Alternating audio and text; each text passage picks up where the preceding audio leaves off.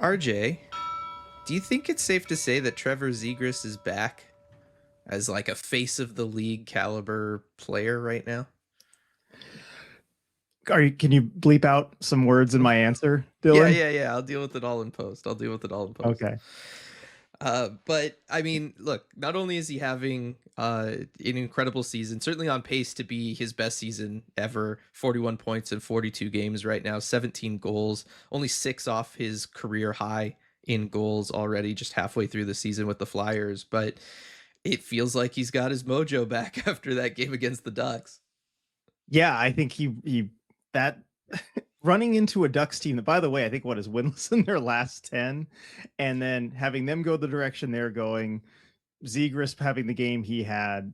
I don't blame him for being fired up and giving a pretty great interview afterwards. I mean, maybe it's a little hypocritical because look, we are a family friendly podcast. We do not swear on the podcast, but yeah, he certainly didn't mind there. Hey, he's fired up. The league needs more personality. I love to see it. And if there's one team you can do that with and one broadcast you can do That's it true. on, it's the Philadelphia Flyers. And certainly when you go to like, the Flyer subreddit or anywhere on social media and you look at Flyer fans, I mean, this was, I think for anybody that was still borderline or on the fence with Trevor Zegras, this was the thing that tipped them 100% into embracing him and seeing him as their guy moving forward. So I think, look, this is a situation that probably suits him better than Anaheim, or at least what Anaheim became.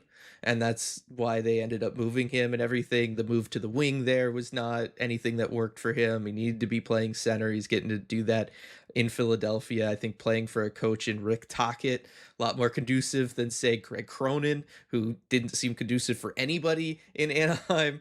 But it definitely feels like this is just a better spot for him to be in. My favorite part about that interview, though, isn't even like the fact that he swears on it Yeah. and like all that goes through. It's like how fast it is, and it's almost him like not even answering anything, right? It's just like questions about how great he's doing. He's just like, yeah, and then he leaves. And it's like that's the perfect hockey interview right there. Yeah, and then we'll ask too about the phone call, Selly, because that's the other Hmm. part I wanted to talk about. By the way, great celebration there. Hangs up the phone, and he was asked about it, and he was like, "Well, I think the hockey player instincts did kick in a little bit, being like, all right, like, well, what do I say?" It's just that how quick the phone call was, but you see the context, and I'm sure he's talking about the phone call when the Ducks traded him to the Flyers, and again, that's awesome. I love it. Yeah, exactly. I think the whole thing is good. It's good for the sport. It's good for a market in Philadelphia that is an important hockey market that hasn't had a lot to rally around the last, what, 5 years, really. And so I think that it's really solid for that. I think the NHL is better when the Flyers are good and when that fan base has stuff to get excited about. And really, for the last like half decade or so, obviously there was Michkov last year. It's been gritty, right? Like that's been the way the Flyers have like broken through the larger NHL zeitgeist is just through gritty. And like that was fine when he first came out, but I do think the NHL is just better when the Flyers have attitude and are good and everybody can rally around hating on them because frankly all sports leagues are better when Philadelphia teams are there to be hated on, and certainly the Philadelphia sports fans enjoy that too. Like it's a very copacetic relationship. Yeah, exactly. And I like that there's some skill involved here too. Like that's really fun. I know the Flyers have, historically been, I mean, you go back far enough, like the in your face, the Punisher type of teams, right? But you got Trevor Zegras, one of the most skilled guys in the league, who's and fun to watch. Partner him with Matvei Michkov, like they are actually a fun team to watch too. And like that's an element that they haven't always had, even when they've been good. Yeah, I mean it's almost like Rick Tocchet knows what he's doing. I know Vancouver. you've been a fan of Rick Tocchet all the way back. Yeah, no, if anything, like the one guy that hasn't been doing anything is Matvei Michkov, and I don't totally know the situation there and what's going on. His ice time is pretty low, under 15 minutes. The production hasn't really been there for him this season. I think that there are as much as Rick Tocchet wants to put his players in positions to succeed, I think that you also have to play a certain way under Rick Tocchet. And I think that there's just a little bit of friction there while Matvei Michkov learns some of the more nuanced elements of the NHL game that a coach like Rick Tocchet's going to hold his players to. But certainly it's been a great situation for Christian Dvorak, who they extended here recently with a I think it was 5 by 5.25 It's a big deal. extension. It was a big deal. Signed that at the World Juniors, where, by the way, I was sitting just a few seats away from Danny Briere and Keith Jones and the entire Flyers brass for the World Juniors. And I can tell you that there was lots of conversations with them and other teams, all that kind of stuff that normally happens when all the NHL GMs and front offices get together at events like the draft or World Juniors or anywhere that they're all going to be. But watching especially the Czechia Canada semifinal game next to those guys was so much fun because you had a lot of Flyers prospects in the game, of course. Jet Luchenko, Porter Martone, lots of guys in there. You had Danny Briere, who was like hanging on everything that those guys did. And then, of course, there was a moment where Porter Martone blocks a shot. He comes up limping. He's going to the bench. Danny Briere is freaking out, heads in his hands. He's cussing like Trevor Zegras, just very, very emotional about it. But then throughout the entire game, as Czechia completes the upset and the comeback and all of that kind of stuff, you look over and Keith Jones just looks like a child. He had the biggest smile on his face, and you could just tell that this was somebody who was just enjoying really, really good hockey. And like that was the only thing that mattered, was that this game was incredible. And it was an incredible game. It capped off those two semifinal games. I talked about it on our Discord and stuff. It was the best day of hockey I think I'd ever seen. Just those two games back to back. It was absolutely incredible. And what I loved was that you could tell that Keith Jones was feeling that, and he was all on board with that too. Even if his partner in crime there, Danny Briere, was feeling different emotions through it all. Yeah, there are two types of hockey executives, I feel like, when in your reaction to how something like that can play out. But I do love to see the joy from it, because when you're around hockey for so long, especially, covering it for a few years like we have, and I mean, Keith Jones, Danny Briere have been around it for much longer. I feel like it's easier for each game to kind of blur together a little bit. It's harder to find that emotion around things, but I love to see it even from a front office. Yeah, exactly. It was a lot of fun to watch and be around those guys for that. But yeah, Trevor Zegras having an incredible season and definitely did not disappoint with the antics this past week there. There's a lot of different directions we can go here. I think, last week on the podcast, we talked a lot about like the Canadian roster. We talked about the Olympic stuff. I think we could go ahead and kind of dive into that because we have gotten a lot more Olympic news and things that we can talk about, and just talking about the World Juniors, so we might as well stick to the international competitions here. We did get the Team USA roster. We talked about it last week. There was some leaks of who was going to make it, who might not make it. The big one that I think kind of took over the entire conversation was Jason Robertson not making the team. That really, once the roster was officially out there and it was more or less finalized, obviously there could still be injury replacement stuff like that. The big thing that took over the hockey world and took over the conversation was Jason Robertson not making Team USA. So RJ, what side of this do you fall on? Do you think that that was the right move by USA Hockey and general manager Bill Guerin, or do you think that it's a mistake to leave off a guy that, if you, at the time the roster was released, if you went back to November 1st, led all US born players in scoring in the National Hockey League? Well, when you put it like that, and look, this isn't the boldest take, but yeah, I think it's a big mistake leaving Jason Robertson off this roster. The talent that he has, and we have to address it, like the elephant in the room, the comment in the Sean Shapiro article from an NHL executive, because I feel like that's colored this whole conversation, Oh because yes. it is quite a comment. So I'm quoting here: for the anti-Robertson camp, which includes Guerin, there's not enough checking and defensive details in his game. He's a one-trick pony, as one NHL executive told me, and the Olympics requires stallions, not ponies. It's an incredible quote. Like, It really is. if I'm that NHL executive and that quote's now out there, I'm mad that my name's not attached to it. Like, yeah, it would be You want to controversial, own that? and my team is never going to be able to sign Jason Robertson ever, right? But like, how do you not want to own a quote that good?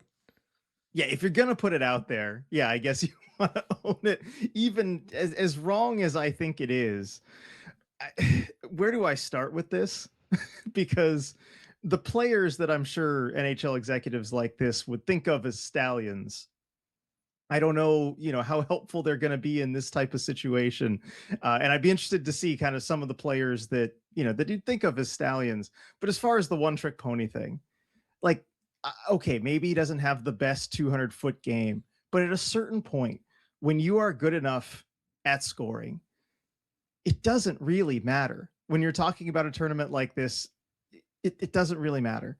I think the one trick, by the way, the one trick is the one thing you're actually judged on. If you're going to have one trick, I get it if you're talking about, a fighter or an enforcer or something as a one trick pony, who, by the way, I think, most executives might say, oh, that's the stallion type of guy. If you're the kind of guy who could be a pest, an enforcer, whatever. But the one trick is the one thing you're judged on. The one thing that they decide who wins and loses the game based upon. That's the one trick. I think this is a mistake. And by the way, I don't even think he's a one trick pony. I think he's a more well-rounded player than he's being given credit for here. Yeah, I mean he's definitely a better player than just say a pure goal scorer. That I think is a little it's a little one dimensional of a box to put him in. I'm gonna take though a little bit. I'll play devil's advocate here Okay. and say like while I would have him on my roster, I do understand them potentially not taking him or somebody like him to this tournament because when I look at this roster that Team USA wants to put together, I think about the roster that Canada put together, the rosters that other teams have released for this tournament. I think about World Juniors rosters. I think one of the things that doesn't get talked about always when we're looking at international rosters is the fact that it still has to be a hockey team at the end of the day. Anytime, for the most part, in the modern era, when we've seen teams go to an international tournament with just purely the highest scoring players they have available to them, and they just try to put together the most all-star team possible, it doesn't go well for them. It just doesn't, because at the end of the day, hockey is a sport where you need to forecheck, you need to back check, you need to have guys out there that can slow the game down when you need it slowed down, can reverse momentum for you, all of those different things. You need guys who can kill penalties. And when I look at what Team USA is putting together with this Olympic roster, I think they're leaning very heavily into the idea that this needs to be built out like a good NHL roster would get built out, where you very much have a top six that's focused on scoring, and then a bottom six that's focused on defense and making sure that the all stars on the other side of the ice don't kill you. And so, in that sense, I understand that there's not always going to be room for all the guys that lead, the league in scoring for being born in your country. I understand the idea then that Jason Robertson would have to be a top six winger for your team to then be at this tournament because you probably don't want to play him on lines 3 or 4. Here's the thing though. He probably should be in the top six on this team. Like looking at the other guys that are going to be top six wingers on this team, I think Jason Robertson's better than them. So like I understand it conceptually, and I do agree with that idea. Like I do agree that you have to build out a team. You can't just do an all-star mercenary group. It just it doesn't traditionally work. But I also think that Jason Robertson should be able to crack the top six of this group personally. Okay, so I'm going to agree with your second point and disagree with your first point. So I agree. I think he should be in the top six on this team. So that's the main basis of my opposition here, because that's kind of where I would put him personally. But even if he's not, I'm going to disagree with your first point about teams needing to be built the way that NHL teams are built, where you have a skilled top six and then a bottom six that can kind of grind it out or be shut down lines or whatever. I think when you look at the pool of players that really anyone but Canada has, because I think Canada is the one exception to this, because as we talked about, like I was just praising and wanting last week and wanting to see that shutdown line of, Crosby and Stone. And, I wanted to see, and Marchand, I wanted to see that. But because Canada just has a pool of forwards that is deeper than anybody else. And I think you actually can have guys like if Sidney Crosby is on that shutdown line, he is good enough to be, you know what I mean? It's not like you're Mhm. sacrificing skill to have that kind of well-rounded lineup down the lineup. Like Canada's the one country that can get away with that. I don't think the USA can. I'm still a big believer that you can have four lines of skill out there. And you're probably going to be fine. I know this is not the common thinking with these international tournaments, but I think for countries like USA, where your forward group is very, very good, but maybe just a smidge worse than Canada's, that's the direction you kind of have to go, unless you're basically just counting on getting the better goaltending in the tournament, in which case nothing else you do matters, right? Because goaltending is going to rule all. I think four lines of skill is fine. And look, these are guys that skill players, top six players at the top of the league, they kill penalties now. It's not like they're just not used on the penalty kill anymore. Like they, these guys are used on the PK in with their NHL teams. I'm talking Austin Matthews. I'm pretty sure Jack Eichel's used on the PK in Vegas. Like they're dangerous going back the other way. They know how to do it. It's not like you need dedicated penalty killers, and it's kind of your only chance really being able to hit teams with four lines of skill once you get into the competition with countries like Sweden, Finland, where they have some good guys and well-rounded teams, and they have a proper bottom six. That's kind of the only way to gain a competitive advantage there. And I feel like it hasn't really been tried a whole lot, and I don't think it's really like a mercenary thing. You can still get guys that play well together. I understand if there's a player that doesn't really utilize his teammates, doesn't pass the puck, kind of goes and does it all himself. I wouldn't put Jason Robertson in that camp. Maybe you would. I wouldn't. No, I wouldn't. But I think that there's something He's not to. Daniel Sprong. No, I agree with that. But there's something to, and I think back to the 2010 Olympics, the 2014 Olympics. I think about all of the recent World Juniors. There is something to when you have a team that very much everybody understands their role and which guy on the ice is going to be the guy for your group, and how are we going to work getting through the neutral zone, all of those things that works better than when you have three all-stars out there and they're all players that are used to having the puck on their stick, and in this scenario they might not have the puck on their stick, right? Like there always is issues with those superstar teams, and I'm looking back to like the 2014 rosters for the Olympics, and the teams are built that way. Like they have dedicated bottom six. They have lines where you're going to have somebody out there whose job, as we talked about last week, is going to maybe be like a Brandon Hagel, who's going to go out there and just try to get the puck to then send over to the skilled guys. Like that is Of course just you're gonna. part of like you have to have that on a team, otherwise, because only one player can have the puck on their stick. That means your four other guys aren't, and they have to be able to play without it. And I think that if you just have a roster of all stars, it doesn't work. Well, of course you're going to be able to find examples of teams that are built that way that work, because every team is built that way. Like, where can you find an That's what I'm. example where it's really been tried that it didn't work? Yes, Canada at the last like 7 World Juniors. Well, Dylan, you talked about it at the World Juniors this year when we were explaining to Kraken fans why Yes, they Jake tried it O'Brien this year, wasn't and they had selected.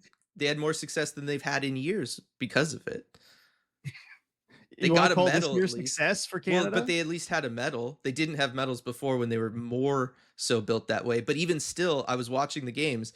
Czechia, knowing exactly that they just need, to play a team game versus Canada, all trying to, be the guy. It doesn't work. You can be on the same page and still be like have four lines of skill. It's just that nobody Then embraces that. if because it doesn't work, it's never worked. Show me the example where it worked. The all skill I roster ends up working at the international tournament.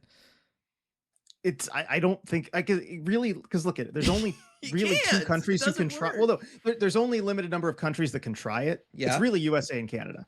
for the Like most those part, are the yeah. only two countries that have the depth to try it. Like for the other countries, you just have to name your players that are good enough, right, to get you Mhm. there. And yeah, I guess I can't point to an obvious case where it's been tried. I would love to see it tried just once. I think it's going to take like the years of failure type of situation that we haven't really had because there haven't been best on best international tournaments.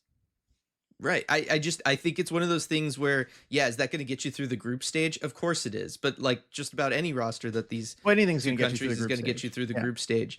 But when you then have to go up against, a Finnish group that is going to be a very structured team, or a Swedish team that's going to be very structured and have a good amount of skill to them, I think you leave yourself open to not winning those depth matchups that I think you're assuming would be won if you had, a bunch of all-stars out there. Like I don't think it works. I think at the end of the day, hockey is won via forechecking, back checking, and play through the neutral zone. That's just what determines, hockey over the course of a larger sample size than one game, right? Over something like a tournament. One game, obviously anything's possible, bounces go your way, whatever. But I just think when looking at international competitions, world championships, all of that kind of stuff, none of the teams are built that way. And I have to assume that there's a reason why. I mean, are you're going to just now start assuming that people in higher levels of hockey management who are doing this forever like know what they're doing and are making the right choices always and that prevailing wisdom is correct? Okay, somebody would have tried it in a tournament that doesn't mean that much to them. And I'm saying that nobody has done it, or if they did, it obviously didn't go well because it didn't catch on anywhere. Well, there wouldn't be a tournament that doesn't mean that much to them because I'm talking about the like again, this is not the kind of thing that you can do for a Spengler Cup. Like you need kind of best on best in order to have the depth to be able to do this, to have star players in your bottom six. That's kind of what is necessary. And so like I understand there's limited, amounts of time you can potentially try it, especially because we haven't had best on best international tournaments really for a while. That big gap between the Olympics and 10 years ago, whatever, in four nations. I get that. I'm like, I'm trying to think back like all through history. I don't like the Summit Series wasn't even played that way. Like in '72, like Well, like the okay, Canada well, roster wasn't I'm like and just again, I'm their talking all-star about the group. Like it modern just like doesn't skill-based happen. game too. Because no, because I think you're absolutely right. If you're talking the '70s and the game that hockey was back then, where you have the real physical element to it. Hooking is totally legal. You can do all those sorts of things. Obstruction, that's fine. Yeah, it's a different game back then, and I think those points absolutely hold. I just think people are still approaching it with that kind of mindset. And also, again, these are NHL GMs who are making these decisions, and I think they're also just colored by the trade-offs that you very much do need to make for an NHL team. Like that's the thing. I'm not saying this is not applicable like for an NHL team because you're working with a salary cap and you can Hmm. only bring in a certain amount of talent. Like there's 32 other teams.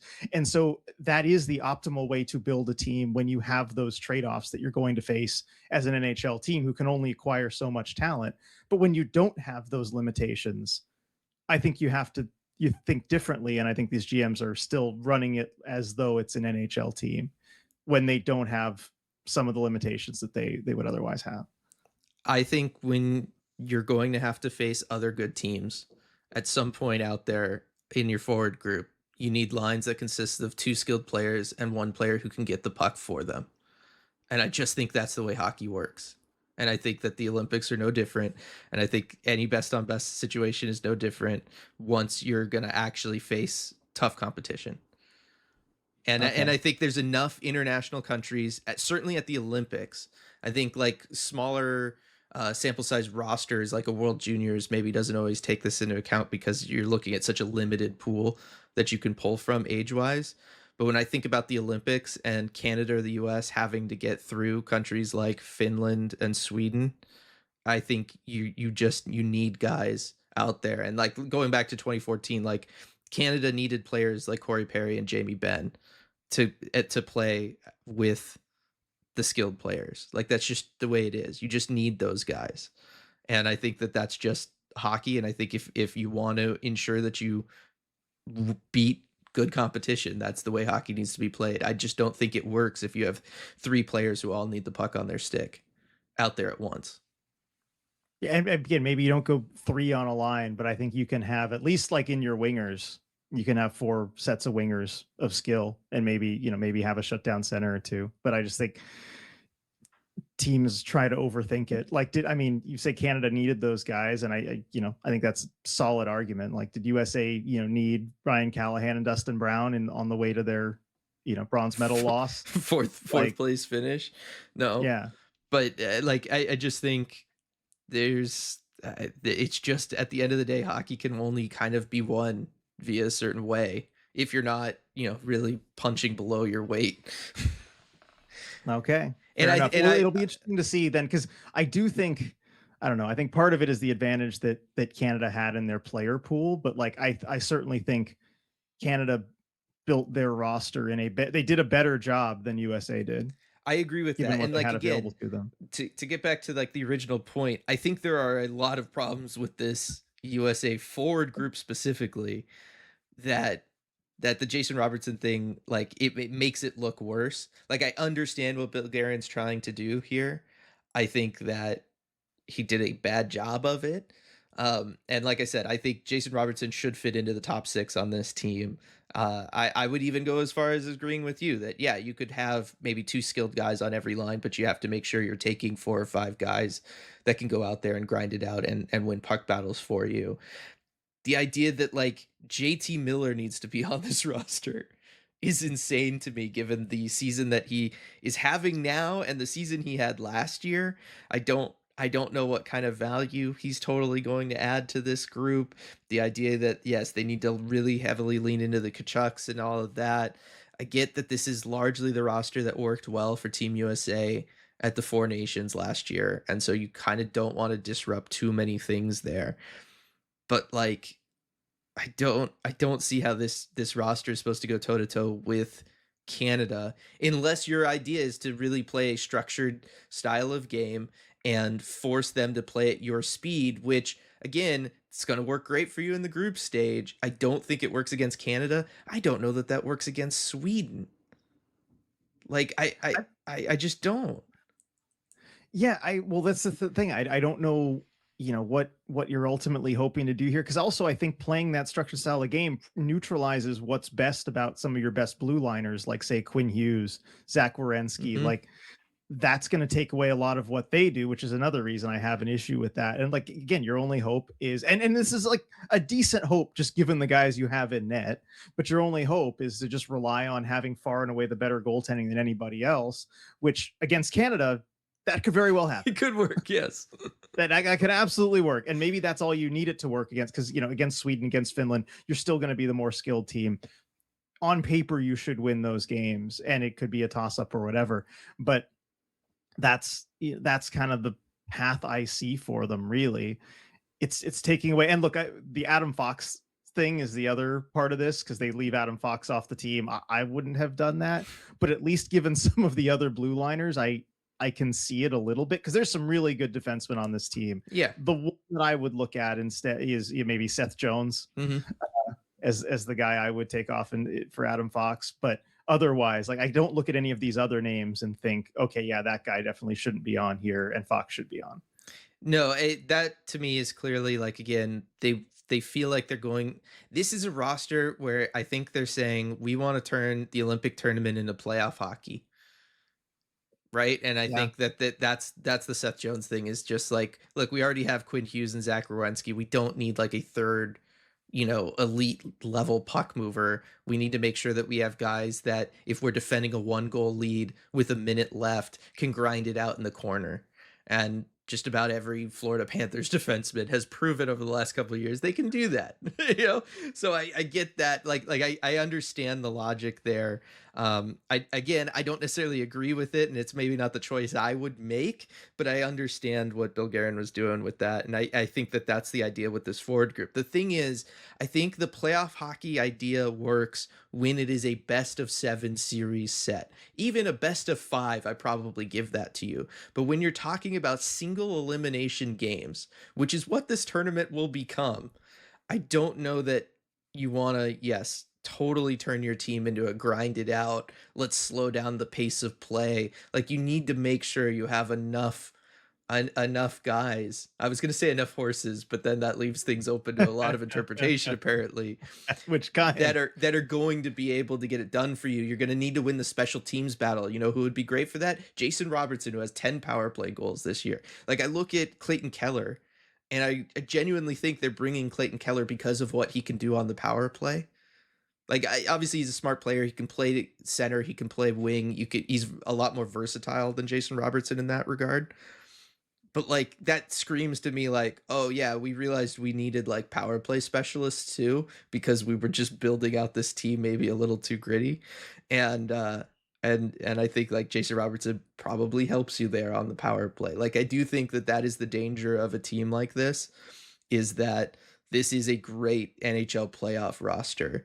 This all you need is one game where you don't get a couple bounces and all of a sudden you find yourself down by one with a couple minutes left. And are you really throwing the Kachuk brothers out there to make that happen for you? Yeah, well, it's the kind of thing that we see, I feel like year after year, especially with Canada at the World Juniors, where you pick a team with a top six and a bottom six, and all it takes is a game or two where the top six goes cold scoring wise, and then you've got no scoring depth because the bottom six isn't meant to score for you. And then what do? You lose the tournament because it's a small sample size. So that's another one of my issues there. But yeah, I see the vision on the blue line. Disagree with the forward picks, but that's it's going to be interesting watching it too because I don't want to root for Canada in this tournament, but I feel like they've been smarter They and have they been, maybe deserve it a little bit more. because at least their guys, as we talked about last week, like that roster is so versatile. You could create so many different pairings and do so much with that Canadian forward group that this USA group does not have that at all. Not really. Like I said, you have a little bit of versatility in Clayton Keller. I think you have a little bit of versatility in Vincent Trocheck in that he could play with high skilled guys and really set them up to look good, or he could, focus defensively and play with those kinds of players. But like I agree that it's like one too many grinded out control momentum kind of guys in the forward group. Well, I was going to ask you about Trocheck because I know you're a big Trocheck fan. I know you Yeah. like his game. That's another name though that I see a lot of people like, really him? And of course, he's got the connection with the coach, Mike Sullivan. Yep. You got him, you got JT Miller out there, and of course, curiously not Fox, which maybe a little awkward there. But like, are you fine with Trocheck on this roster? As big a fan of him as you are? Well, yeah, because in part I am a big fan, but like, look, he's got 26 points in 31 games, 11 goals. He's not it's not like he's like this black hole offensively, but he's going to do that while winning you a lot of faceoffs and playing a very responsible game. It's just that he feels redundant on a roster where you already have Brock Nelson and JT Miller and to an extent Dylan Larkin right down the middle. I don't know then that you needed Vincent Trocheck. I mean, I would take Trocheck over JT Miller, and I'd be like, really, I'd go back to JT Miller and Yeah. be like, he's the one who feels redundant here. Um, but like the down the middle of this team, and that's not even counting like Austin Matthews and Jack Eichel. Like, I mean, Vincent Trocheck can play on the wing, so I guess like that's the idea. Is again, he's got more versatility, and you can kind of move him around. But like I said, it's like one player too many of the grind it out. Let's slow the game down. Let's force the other team to play to our speed. Because that's what this roster screams to me. And I think, yeah, they have one player too many in this group that's built that way. But JT Miller for me is the weak link. Yeah, that's the reason I didn't bring up Trocheck when having the Robertson conversation because yeah, I think the focus should be more on say like JT Miller rather than Or Trocheck. again, Clayton I Keller. think Like yeah, if you just needed a special teamer guy out there, why Clayton Keller? And I'm a huge Clayton Keller fan. I But was gonna say I know you like him too. yeah, I mean I like him more than Jason Robertson, just on vibes, I guess. But like Jason Robertson's a better player. I think he's gonna be more useful than Clayton Keller in this tournament. So that's again another one a move I wouldn't have made. Yeah. All right. So there's that whole element of it, but the other element of the Olympics, RJ, beyond the rosters, and we could talk about Sweden's roster, Finland's roster, all the other rosters that were announced. But I think one of the things that we have to talk about is just the idea of like, are these players even going? Because that's still a little bit up for debate as we're sitting here on January 9th. before the Olympics take place a month from now. I think that at this point it seems pretty clear that they're going to end up going, but we got picks yesterday or maybe 2 days ago now from Florian Weiser, who's there at the Olympics, a member of the Italian team. And you look at these picks, RJ, and the IHF talked about it at World Juniors and kind of what the expectation is for everything at the Olympics. And they said, you know, the ice is going to be done, the playing surface will be done. We'd like the arena to be more done than it's probably going to be, but we'll be able to play. And then you look at the picks, and yeah, the ice looks like it should be able to be done in a month. The arena looks like, yeah, there might be some sections that can't quite hold fans the way that you would normally want to hold fans, or as many fans as you'd want to hold there. But then you look at the locker rooms, especially, RJ, and you look at the player facilities around it. And as we've talked about in the past, that was the big point of contention potentially for the PA, was wanting to make sure that the facilities were up to a certain level for the players, the NHL players going. And certainly based on these locker rooms and based on everybody saying that the priority has to be the ice and everything, they're not going to be up to the standards of the National Hockey League and everything. Like, you look at these locker rooms, they are going to be, it's an empty room. It It's looks like, nothing well, there. I mean, there's nails out of it looks like the inside of a shipping container. It does. And I don't know that a lot is going to change on that front in the next month, given they have to prioritize so many other things.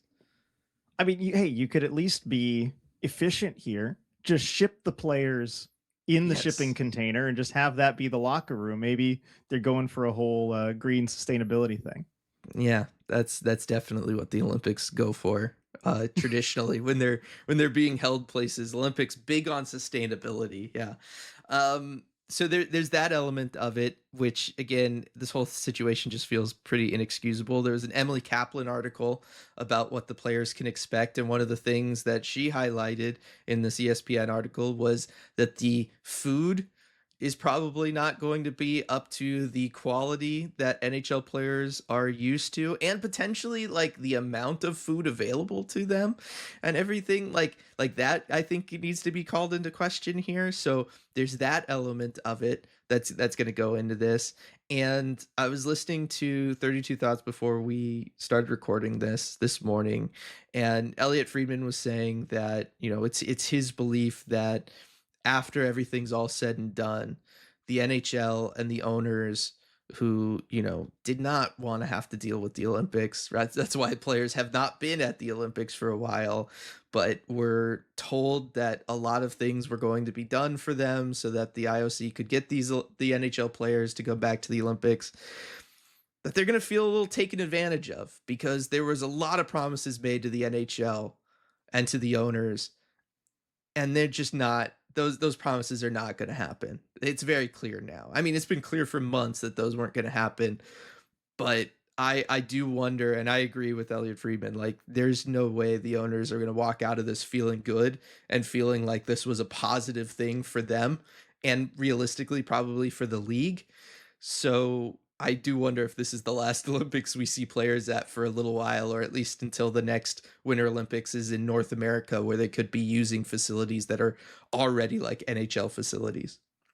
Yeah, I mean, I agree with you in general there because even if they get this done and up to an adequate standard, the amount of stressing that league officials have to do about this and monitoring things and staying on them and all that sort of thing, that's not something you want to deal with. Couple that with the success of the Four Nations tournament and with the NHL looking to do the World Cup of Hockey, and you can actually get the revenue from that. You can own it. You don't have to deal with the IOC, who is just awful in many ways and corrupt and incompetent. And if you can ditch them, which I know is something the NHL has been wanting to do for a while, it's just been the hesitation on the players' part. But really, I wonder if the Olympics and the IOC is really playing with fire here. Not just because, look, they've already I'm trying to think of a family friendly way to say this. They've already angered the Hmm. NHL plenty. The NHL has hated them for a long time. That's not new. But if the players go and they have a bad experience, if the food's not up to par, if they're in these shipping container locker rooms, they might start to think, hey, is it really worth it for us to have this as one of the key fighting points in our CBA negotiations? Wouldn't we rather just do some NHL sanction thing where we're going to get a better experience? We're going to be treated better. We're going to have a share of the revenue from it. Why are we like, I know the Olympics has this prestige. I know it's something really special to be an Olympian and to have the chance at that gold medal. What are we really doing here? Mhm. Like, is this worth it? And I think once you lose the players, you've lost everything for good. Right. And I wonder, given how long the NHL has been out of the Olympics and potentially how long they could be out of the Olympics again, one of the big key things that we know about the current group of players, or at least the older current group of players, is that look, it's a big deal for them because they grew up watching NHL players in the Olympics. Macklin Celebrini hasn't really grown up watching NHL players in the Olympics because the last time they were there, he was 7. You know what I mean? The vast majority of his like hockey playing career and the serious side of his hockey playing career, NHL players weren't at the Olympics. And you're just going to continue, that trend is just going to continue.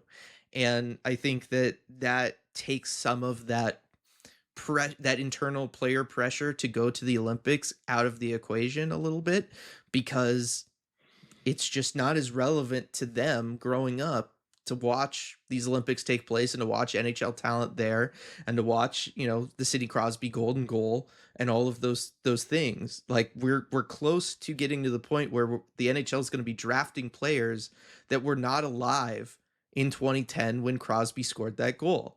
Right? Like that there's already CHL players playing in the dub that were born in 2011.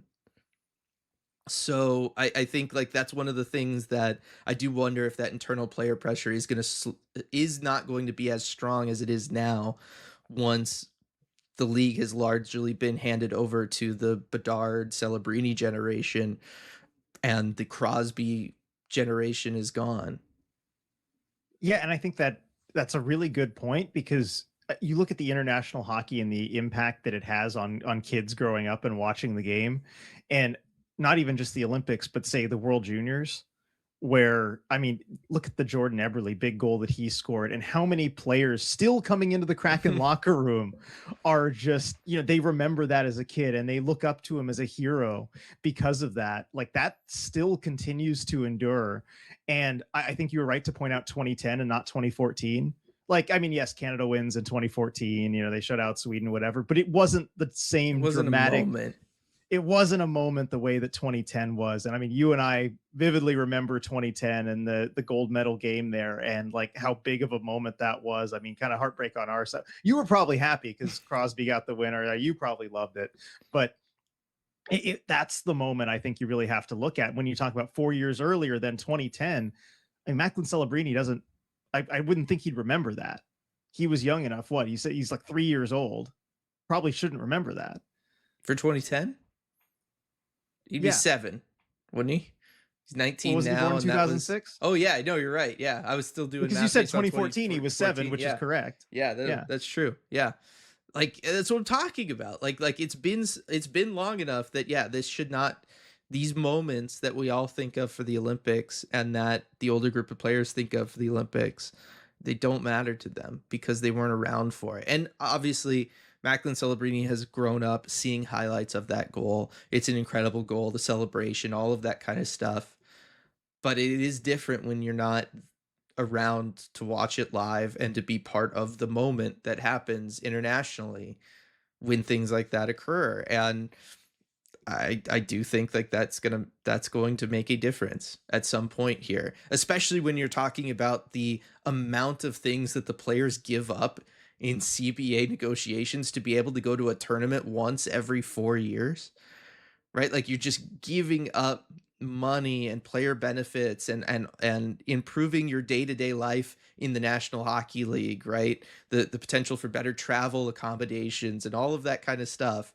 You're just going to give up those things so that you can go to a tournament once every 4 years that could just kind of be a disaster anyway. Well, and the NHL has shown that they can provide those moments. Look at the Four Nations tournament Right. last year. That was absolutely a big moment. I mean, for other reasons too, politically, but like all the world's eyes were on that hockey tournament, that's every bit as big of a moment as the Hmm. Olympics. And the NHL showed they can be the ones to provide that. You can get that from a World Cup of hockey. And I think I think it's really just a potential make or break moment here for the IOC and the Olympics. Yeah, Convince the players that it's worth their while. And I don't know that they're going to be able to do that.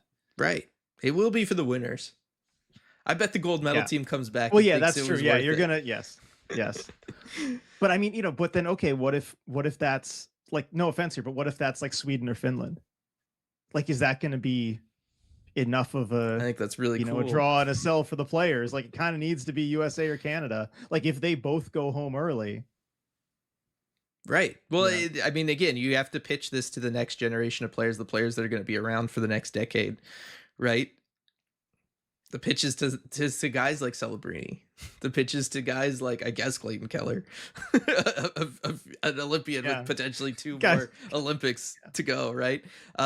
It's going to be to the guys in their mid 20s because these are the guys that are looking at not just this Olympics but probably 2 to 3 more, and you have to kind of do that. Where is the next Winter Olympics? oh, is it well, is it I'm is there one assuming before Salt Lake City? Oh, is there? What's a 2030 Winter Because I Olympics? think that also matters. Like again, I think if you're Oh talking yeah, about a North French American, Alps. I might want to go because that's just pretty cool. Yeah, it's a cool place to go. I don't I don't know. Do you trust the French authorities more than the Italian authorities to get the stuff done and figured out? I mean, it's the IOC, which I don't trust at any I point. I was gonna say I don't trust the IOC, so it doesn't matter. But yeah, it's yeah. What kind of facilities is that gonna have? Yeah, exactly. And it's pretty I don't know, maybe there's a little more money there or something already built. I'm not sure. I have not been to the French Alps. I don't know. But it's pretty close geographically. I don't Yeah, know. I feel like it might, feel pretty similar on paper, and that might, that's now 2034 in Salt Lake City is going to be different because, yes.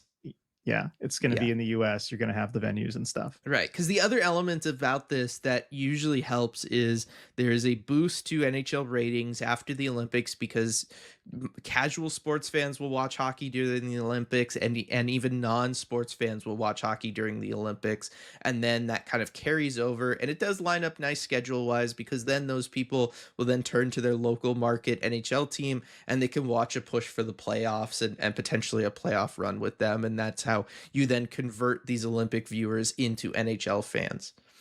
The problem with the Olympics happening on the other side of the world is that the times of these games are not necessarily going to be conducive to having as large a market as again when the tournament is in North America. Like I've never seen more non-sports fans care about hockey than during that 2010 Olympics because it was all happening in prime time. Everybody could watch it easily. It was all right there. It was Canada, USA, like everything lined up perfectly. If we're talking about like group stage games are going to be played in the middle of the night. I don't know how many people are really tuning in for that or are going to be like, oh, I'm going to hold off going to work a little bit so I make sure I finish watching this game that started at, 6 a.m. or 7 a.m. I just don't know that it's going to work like that there's going to be that huge boost that we sometimes otherwise see. No, I mean, because the whole thing with the Olympics, I mean, this is how I watch it, how I imagine a lot of people watch it, is you kind of just watch what's on at the time that you want to watch some TV. Mhm. That's really what it is, right? You turn it on, be like, oh yeah, it's Olympic time. What's on right now? And if it's not the hockey games because they're at weird hours, that's it. No one's gonna watch them. Yeah. So, we'll see how that goes and what kind of ratings they do.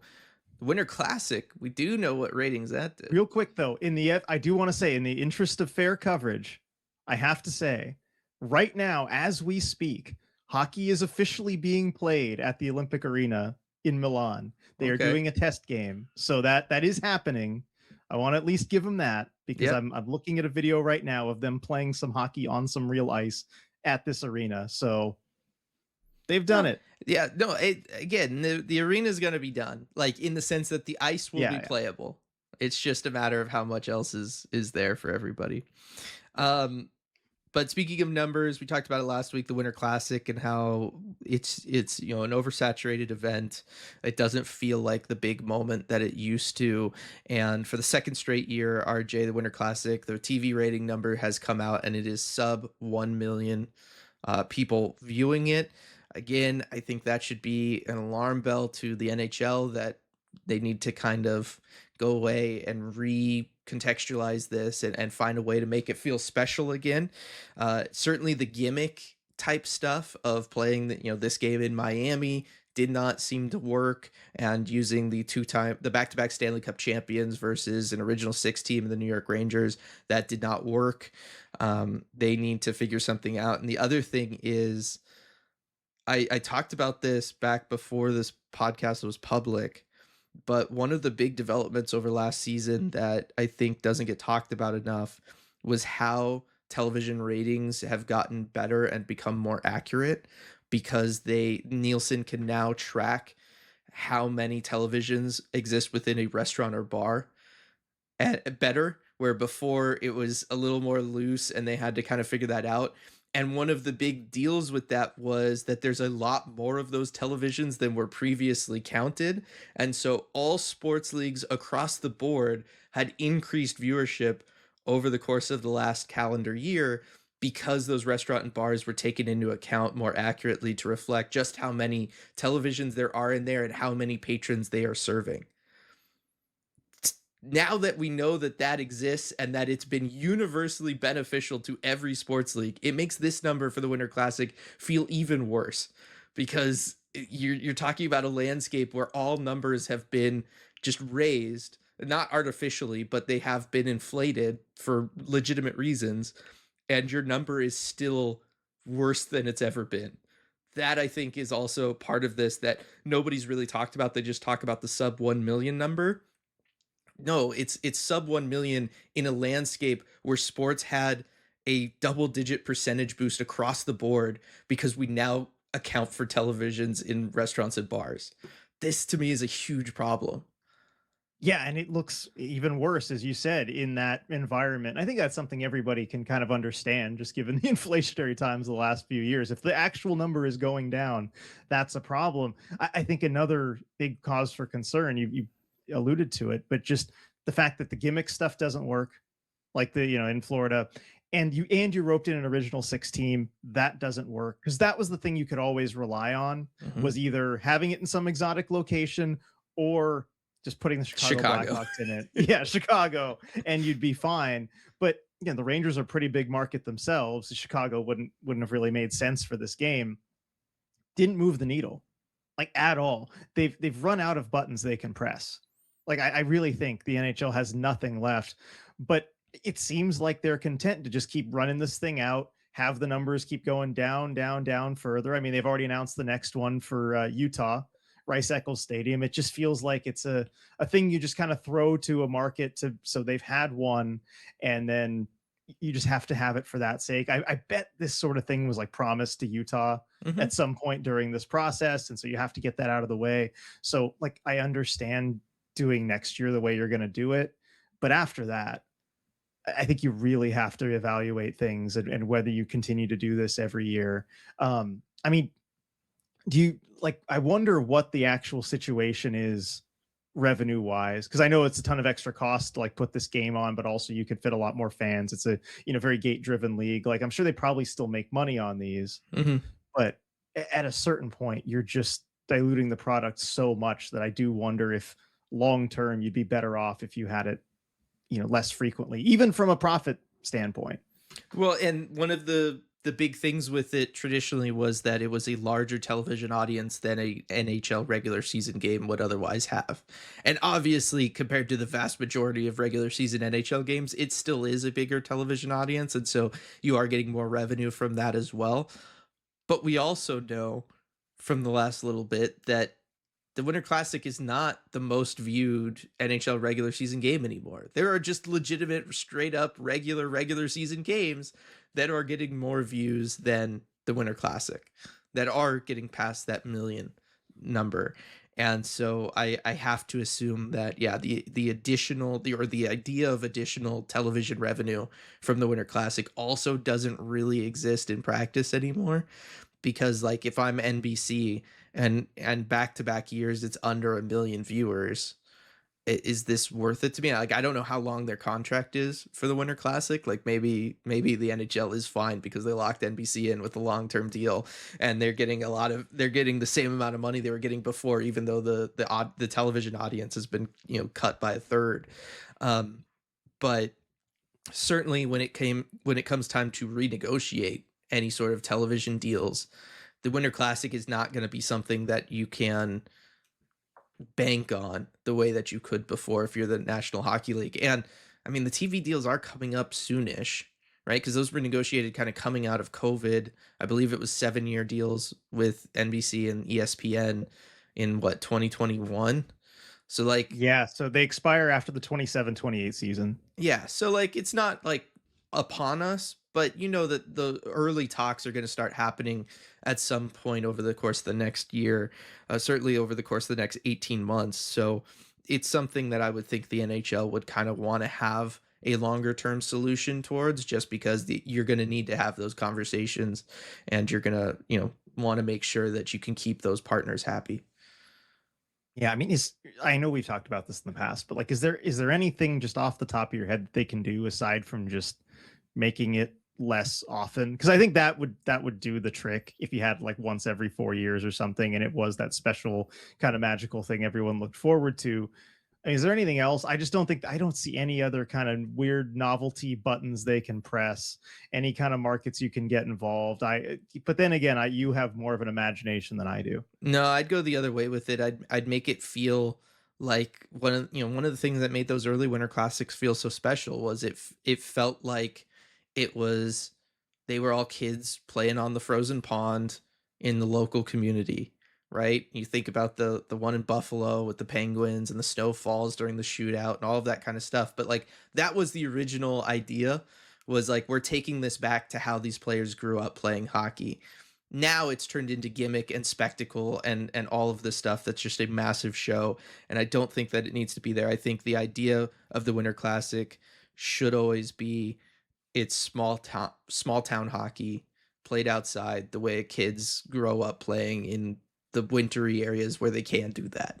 And so I would almost go the other way, and I would do the outdoor games in smaller venues, in maybe even smaller markets that don't even have a team but are close by.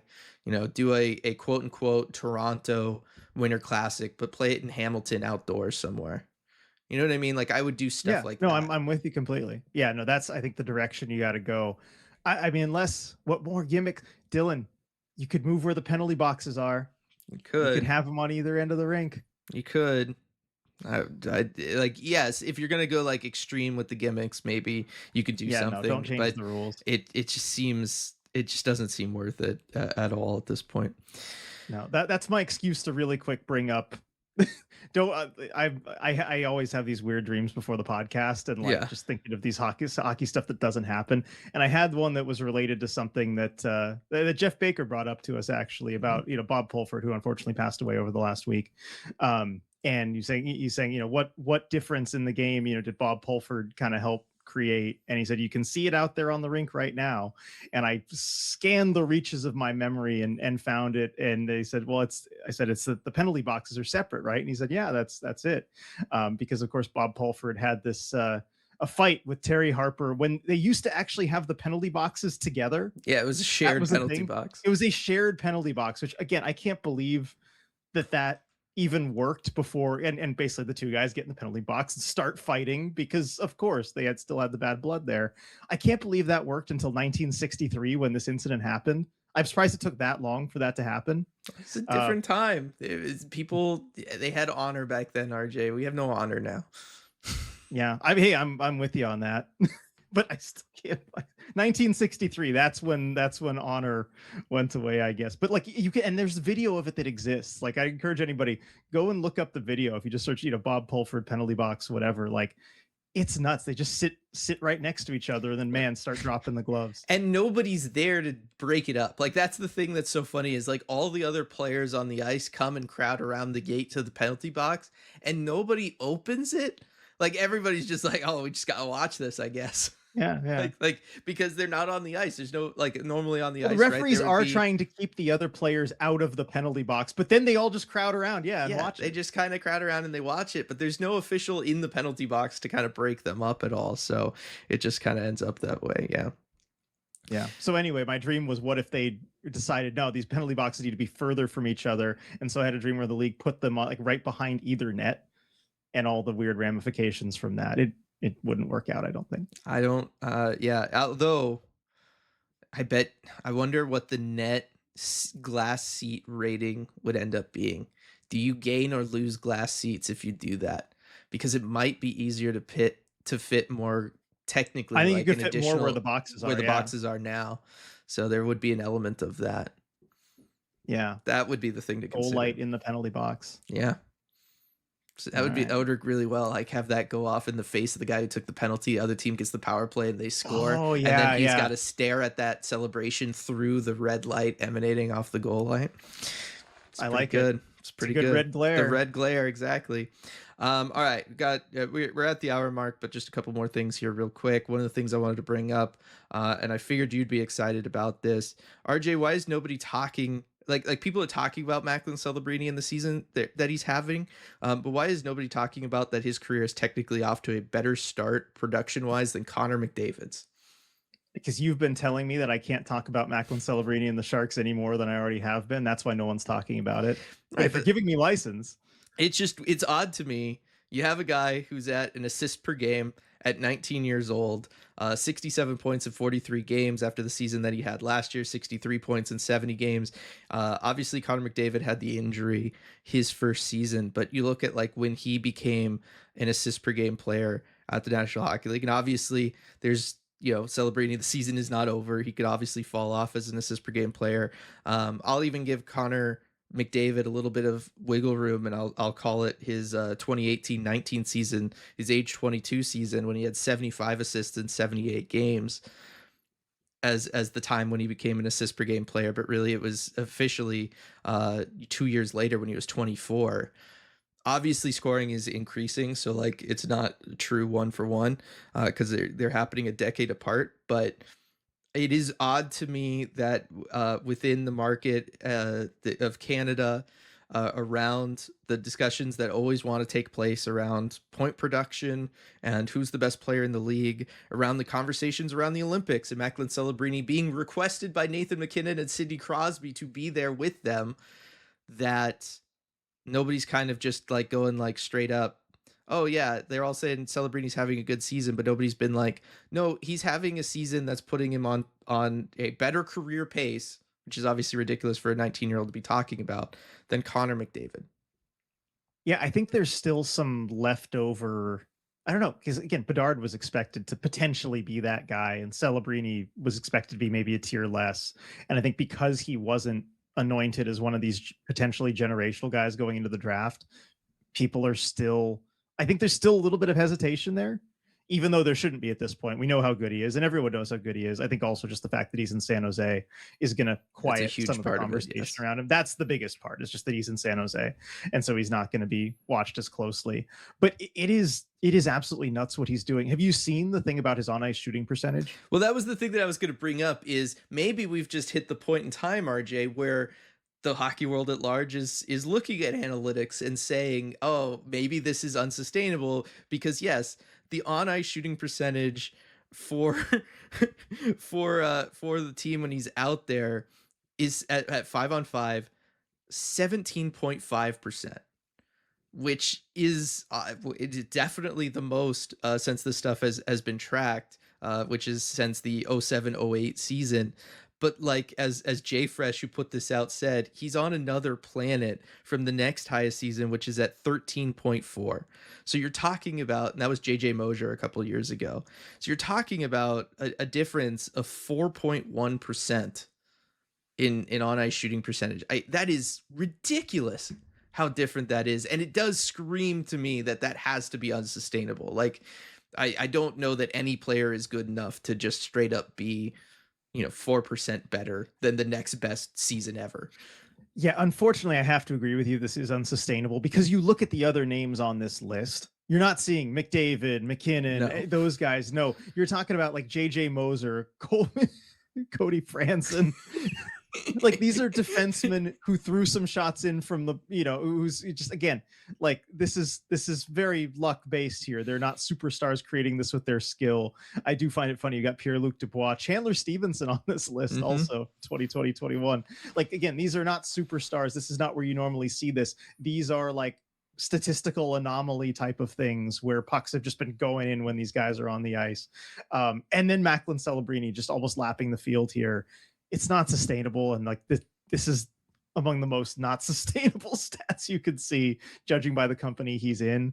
But it is worth talking about because it's so clearly this time driven by him just being a superstar who is making goals go in all around him, and the run that he's on. The fact that he sustained it like for more than just a month-long stretch is really remarkable. Yeah, he has a point on exactly half of every goal scored by the San Jose Sharks. That That's like that really just hard to do. yeah, that just doesn't happen. Right. Um, And we've been talking about the Sharks on like the Kraken podcast and stuff as being the other team with the Kraken that has the analytics that say this team should fall apart at any moment. Like the analytics are horrendous for San Jose. Um obviously Celebrini is a good enough player to kind of work around that, but like the rest of the team should be kind of falling apart. But he's just kind of single-handedly keeping it together. Obviously, Will Smith's been out with injury for a while now, but like it is like an insane season, and I do think there is one of the elements of why people are not talking more about him is because everybody's kind of looking at it and waiting for the regression to hit. And if the regression does hit RJ, the numbers tell us it should be pretty hard. Yeah, and I think it'll because he's a superstar, it'll be a little softer than maybe it otherwise would for, say, just a middle six player who was doing something like that, or any of these other guys on the list. But I do wonder about it because, like when we talked about the Kraken, my whole point was that yeah, they've had a very easy run, easy schedule. A lot of things have been going right for them, and same thing with the Sharks. Any team in the Pacific Division, right? That schedule isn't getting any harder. Like you look at the Mhm. Sharks, I'm on Tankathon here. I'm looking at remaining season strength of schedule. They have the easiest remaining schedule in the entire NHL. And when you're a superstar, you can put up massive amount of points against bad teams. Like you Mhm. can also score against good teams. It's not to take anything away from Celebrini, but like this is area for you to feast on and potentially pile on too. Yep. If you're against a bad team and you can put up 5, 6, 7 goals as a team and really kind of juice the numbers there. Like I in this division in this year, I don't see why it can't continue to at least be top on that list. No, and the Sharks as a whole have a high shooting percentage, and there's no reason that can't continue. I also look at a couple things that I think don't get talked about enough with him when the conversation happens. He's close to a 50% faceoff guy at 19. That's really impressive. I don't think that gets talked about enough. He's at 48.5%. That's a good number for a 19-year-old who's focused clearly on keeping an entire team on his shoulders. And he's not a power play merchant either, because that's the other thing that you might look for with a young player and putting up these kinds of numbers is this really a lot of power play success. And only 4 of his 24 goals are power play goals, and about half of his assists, or not even half of his assists, about a quarter of his assists are power play assists. So he's not a special teams merchant. He's doing other things. He plays really good defense if you watch him. That is there. He's winning faceoffs. He's just a legit player, and yeah, unfortunate for him, has to play in California on the West Coast where nobody's going to really pay attention to him for at least another 5 or 6 seasons. Yeah, not until the Sharks are at least in the conference finals will people really have to totally pay attention, and they can't ignore him. That's just we know this from the career of Joe Thornton. That's how it works. Oh, yeah, all the Ducks players that they've had, Anze Kopitar, Yeah, like all of these guys that play on the West Coast, it's just the way it is. If Vancouver being the exception. yeah. Well, because it's in Canada, so Yes. there's the difference there. There is a definite difference there. So there was that, and then I think the last thing we can kind of loop it back around to the conversation we started off with. and bookend this podcast. We talked about Trevor Zegras, and obviously, what he did after that game against the Ducks, and the player interview he gives after the game, and having the personality and all of that stuff, and how good it is for the Flyers, how good it is for the league when you got players like that. We had another instance on the other end of this, RJ, this past week, comes from World Juniors, to bring that up again. And that's, of course, Zayne Parekh, who was there, had an incredible tournament for Team Canada, really showed what he could do. Obviously, he started off the season with the Calgary Flames. Things didn't quite click there, did not end up staying with the Flames for the season, but goes to the World Juniors, puts up, yeah, I mean, did he end up leading in points? He might have. He was up there in points for the tournament. I don't have it up in front of me, but He was incredible close to the tournament. Canadian defenseman record, right? Did Yeah, he break it? I don't know, but just a truly incredible tournament. Really did a lot to help out Canada and get them to the bronze medal. But he also had this quote where he talked about, hockey players need to have more personality, and I'm trying to pull it up here, and that this is the full quote that he had. I think it's more watching NHL guys be robots and not having any personality. I think you need some personality, and it's the best way to grow the game. I don't want to come in here and be a robot. And then there was a little bit more, because then he added on to that. When I'm in Calgary, I definitely have a lot of guys that are telling me to give really simple answers, but here I could kind of do what I want, talking about being at the World Juniors. And I think if you just stick to the beginning question about players being robots and that's not good for the growth of the game and everything, you're fine. But throwing on that, I have a lot of guys in Calgary telling me not to be this way, obviously, like, raised some eyebrows, and that became a thing. And um, Zayne Parekh then had to come out day later and issue an apology, said things got spun out of proportion, probably worded things wrongly. That obviously wasn't my intent in the words that I said, and I sincerely apologize to the Flames organization and my teammates. At the end of the day, that's not acceptable, and that can't happen. And completely turned into a robot, RJ.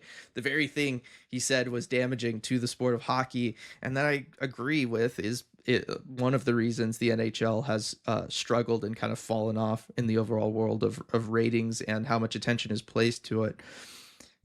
We had the reports that it definitely upset people in Calgary, and not just like the team officials and front office, but the locker room, and that there was potentially issues with Zayne Parekh fitting in with them already this season, and that was partly what contributed to his struggles when he was with Calgary. I get that, because I look at this Calgary locker room, RJ, and I look at a guy like Macklin, who is their captain, and a guy who is very much waiting for that captaincy to come and be added to his sweater. They had to wait for Giordano to leave, all of that kind of stuff. It's a roster that has, it's an older roster. It's a roster that definitely has the feel of, hey kid, there's certain ways that we do things around here, and it's not that.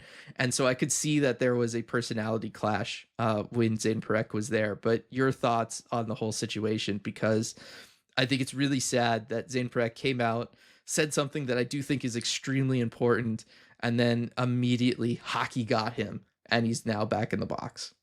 Yeah, hockey's robot culture wins again. I mean, I think this is like, I mean, is Perek really gonna? He's gonna give the short answers now. I think. I mean, I hope he does it. I hope he stays true to his personality. But as long as he's in Calgary, like, how do you have something like this happen and then go out? You're going to be thinking about every little thing you say if you've been made to apologize for this. Like, yeah, I worry about the future of the Calgary Flames if this is the culture and everything. Because look, the Flames are probably in the most desperate need of a rebuild of any NHL team. I think they're the least skilled Hmm. team in the entire NHL. This is a problem for them because they have to look to the future. I know like management doesn't want to. They want to stay competitive, whatever that means.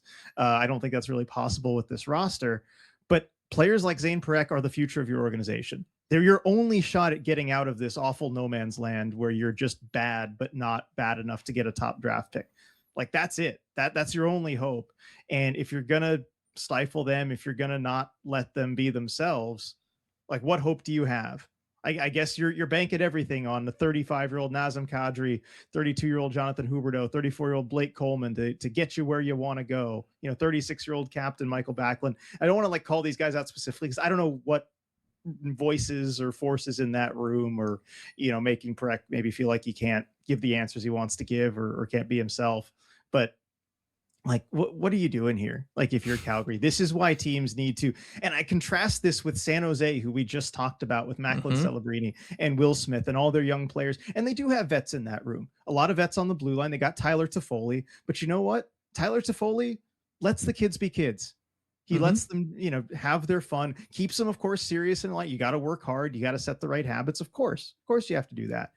But they have fun. I remember the Sharks came to Seattle for a game earlier this season during their morning skate. They were having more fun than I have ever seen an NHL team have.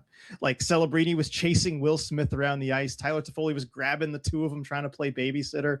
Like this is why they're doing better. In part, I mean, they've got a ton more talent as far as their superstars, but like this is why the vibes are so much better around San Jose versus Calgary. Like I worry about the future of the Flames if this is seems like the culture that they've got here. Yeah, it's I'm almost like want to want to tell Zayne Parekh like capitalize on this and try to get yourself out of there, Hmm. right? Like just be like, yeah, it's not working. Obviously this is gonna be bad. But like Zayne Parekh is by far and away the best piece that the Calgary Flames have right now. Oh yeah, Like not even close. And you're gonna already kind of get into this with him when he's making again an unbelievably relevant point that the NHL needs to pay attention to and consider. And I do think they're doing a better job with this newer generation. We're already seeing the commercials with Celebrini, with Bedard, with the young guys, and they're more playful and everything. And I think that that's really good for the league. It's what the league has needed for a while. It takes me back to when the last time the league was growing, which was when Ovechkin and Crosby were new and entering the league, and they had fun, playful commercials, and the league had just a little bit more of a joyful feel to it that it very much lost in the 2010s. And I think that's so been so desperately needed. I think player personality is definitely something that has been needed and would improve a lot of things for the NHL. So I hope it doesn't affect Parekh too badly. I mean, he's going to go back to the Flames. Like he was loaned from the Flames to the World Juniors. He's only played 11 games though. Like it's obvious that the fit there wasn't working already. Maybe this changes things somehow. I don't know, but it's just like a really unfortunate situation for a player that I think was genuinely doing the right thing here.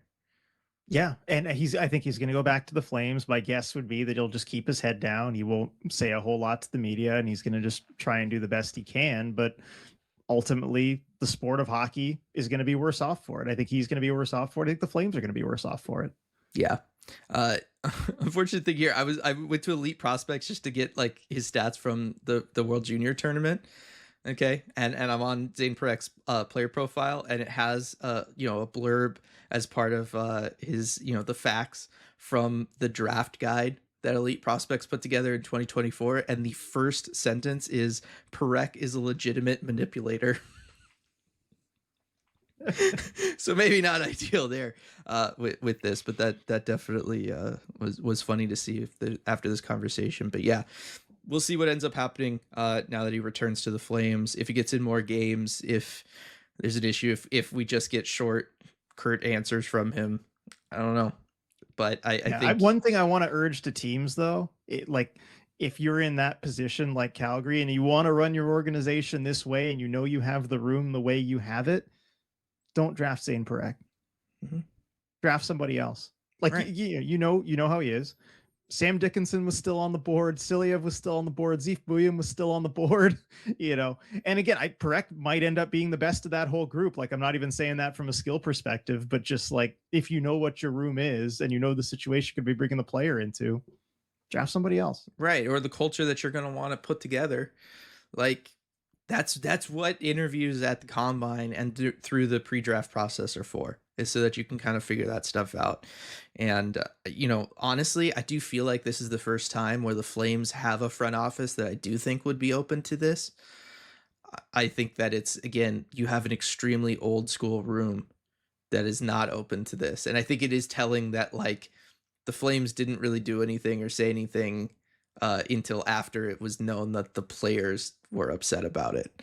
Like I think the Flames organization was going to be cool with it. I think it was the locker room, or at least that's the feel that it gets based off of the timeline of events we got publicly. Yeah, I guess so. I do wonder about, I don't know, I because that's the thing, we're not close enough with Calgary, and I'd love if any Flames fans want to chime in here Hmm. too, because that's one of the things I'm really looking forward to with this podcast being public, is getting kind of more engagement and more insight from fans from around the league who probably know the details of these team situations a little bit better than we do, given that we're kind of locked in on Seattle the way that we are. But whether that pressure to, because I think part of it is all part of the culture and pressure to, to win right away rather than do the rebuild they Hmm. desperately need to do. And I don't know how much that is coming from Craig Conroy, the GM, or versus from ownership. And Right. like that's the other thing that I would like to know more about. Yeah, I think it would be really interesting to hear. I agree. That's going to do it for this episode of the Red Glare podcast. Want to thank everybody for listening to us. We didn't even get to the Devils, RJ, and everything I falling know. apart internally in that locker room potentially. And can the Wild spin this around to where they can get both Hughes brothers from the Devils, and all three Hugheses end up in Minnesota? Well, I'm sure that It's story is still going to exist next week. I mean, or yes. it'll somehow have all come together. I don't think so, but then we'll have that to talk about. And yeah, I mean, it's this podcast is, by the way, for newer listeners, it's normally more NHL talk. It's just the international stuff has been, Yeah, big in the news recently. But yeah, we will get around to all that stuff. definitely. Thanks so much for listening, everybody, and we will see you all next time.